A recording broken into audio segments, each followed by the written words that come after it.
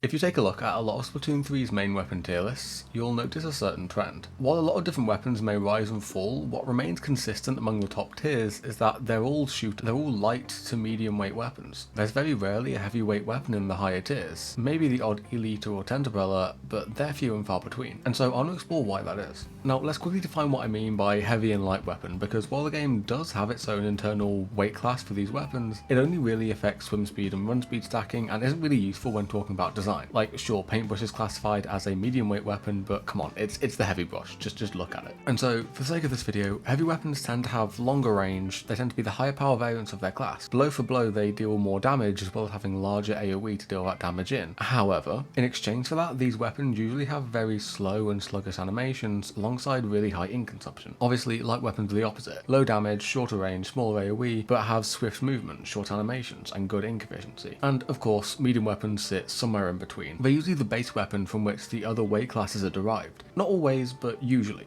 And with that out of the way, let's get into this. So for this video, I am talking about competitive play, and a defining feature of competitive play is the speed at which it's played. The pace of a tournament match between two high-level teams is much faster than that of an X-rank game. Pro play being faster is true in pretty much any game you can think of. I don't just mean real-time shooters either. This includes turn-based games like Magic the Gathering, where tempo and keeping up pressure on your opponent is vital, even if you're playing a slower control deck. This is even true in whatever kind of genre TFT is supposed to be, where the higher rank you are, the faster the lobby seems to grow in strength over the course of the game. This is just a natural result of getting good at the game. The more optimized your movement is, the less time you'll waste moving around the map and getting to important positions. The better your aim is, the less shots you'll miss, and therefore the quicker you'll splat your opponent to end the fight. And this isn't just limited to someone's mechanics. The better you are at the game, the more experienced you are playing certain weapons or playing on certain maps, the quicker you'll decide on the best course of action. Though this speed doesn't increase indefinitely, there are certain limiting factors, and one of those is the weapons. Different weapons in a sense have their own built-in speed limit. Swim speed is an easy one to understand. Literally, the faster you can swim, the easier it is to keep up with the pace of the lobby, or even set the pace of the lobby if you're fast enough. Animation locks can also be pretty simple, but may take a bit of explaining. When firing, all weapons lock you into some sort of firing animation. When you're in that animation, you can't perform any other action. Slosh Machine, for example, has a firing animation of about 20 frames. Should you want to shoot someone, you have to commit the next 20 frames of your life to firing that one person, and you can't really move all that well when shooting either. Compared to a dynamo roller, it's able to shoot and move a whole lot quicker, since a dynamo has a firing animation of about 45 frames. The machine is able to shoot, move, and then shoot again in the time it takes a dynamo to shoot once. In the right hands, a machine is able to do more in 45 frames than a dynamo can, allowing it to play at a faster pace. When looking at lightweight weapons like Splash-O-Matic, when shooting, Splash has an animation lock of only 3 frames, meaning a Splash can do a whole lot more than even a machine in 45 frames, making it even better suited for the high pace of comp games.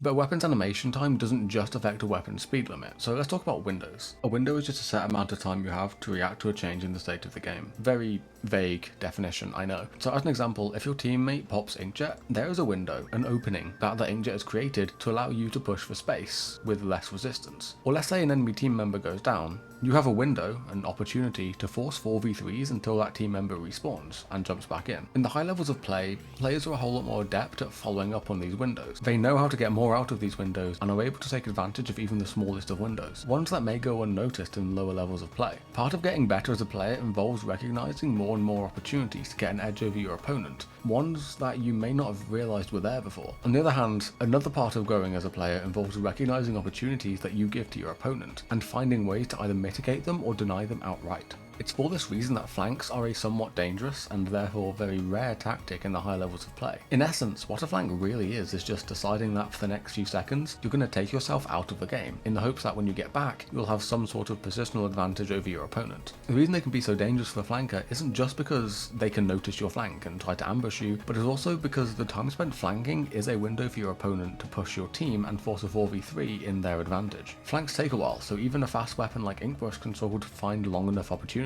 to pull them off well. And this is another reason why heavy weapons may struggle here, since their long animation time can provide windows of opportunity for their opponents. A good example of this would be Elita. Elita's charge time is 92 frames, like a smidge over 1.5 seconds, and should I be an Elita and miss my shots, as I am prone to do, what I've done is created a 92 frame window in which my opponents know there is a 0% chance of them dying to the Elita. For those 92 frames, I am a non-threat. That is time the enemy team can paint up, force fights, or move between what little cover other Splatoon 3's maps provide. Even for weapons like Dynamo, where it only has a 45 frame swing animation, that is still a long enough animation lock for players to abuse. Lighter weapons on the other hand have nowhere near as long animations, and so provide zero windows to punish. If a splash starts firing at you and misses, they just immediately dip into their ink and reposition, snatching away the opportunity and keeping the playing field even. But there's another way you can create windows for your team, and this is by forcing downtime. Downtime is a point in the game where a player is at their least active. An obvious example of downtime is when a player dies. They are literally incapable of affecting the game in any way at all. A player that is low on HP is also in downtime. A low HP player is so weak and so close to death that they're forced to play incredibly passively and incredibly safely as to avoid dying. This player cannot challenge enemies should they want to push for the objective or push for space. So this creates a window for the enemy team to let them play more aggressively, as they'll be met with less resistance. But what's more important for this is that players that are low on ink are also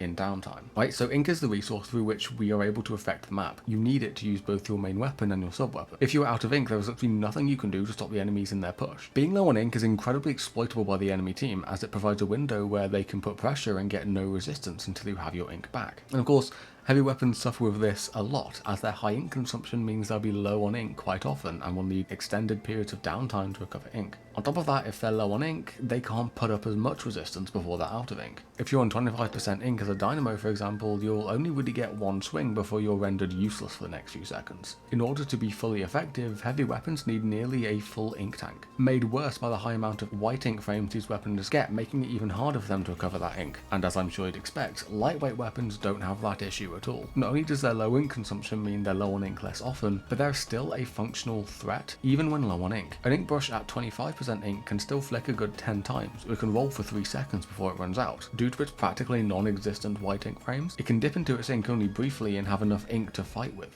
So this kind of feels like a heavy weapon hit piece. I've kind of been making it seem like light weapons are the be-all and end-all of competitive play, and again, if you look at a lot of tier lists, it can certainly feel like it. But the weaknesses of heavy weapons aren't so much weaknesses as much as they are trade-offs. Sure, it takes a Dynamo 45 frames to swing once, but that one swing can cap a zone, one-shot people up close, and chip even more people in a large AoE. Yeah, it may have a long wind-up, but there is so much power, so much value charged into this one swing that it can sometimes be worth it. And from time to time, some heavy weapons do find themselves in the upper echelons of the meta, as their individual niches become more or less valued. If we take Expo for example, it's the super heavy long-range slosher. As you'd expect, it's pretty slow, pretty ink-hungry, yet throughout its entire existence in Splatoon 2, it was a high to potentially even top tier in Splat Zone specifically, since its consistent long-range burst paint was invaluable there. This was especially true on maps with small zones, since it could cap it in 1 to 2 shots. It focused all of its power into this one niche, and it excelled in this one niche as a result. Not just that, but a key thing to mention here is that I'm focusing very much on competitive play, and the higher levels of competitive play at that. Speed and downtime play a massive role in this environment, yet to 99.9% of the Splatoon community,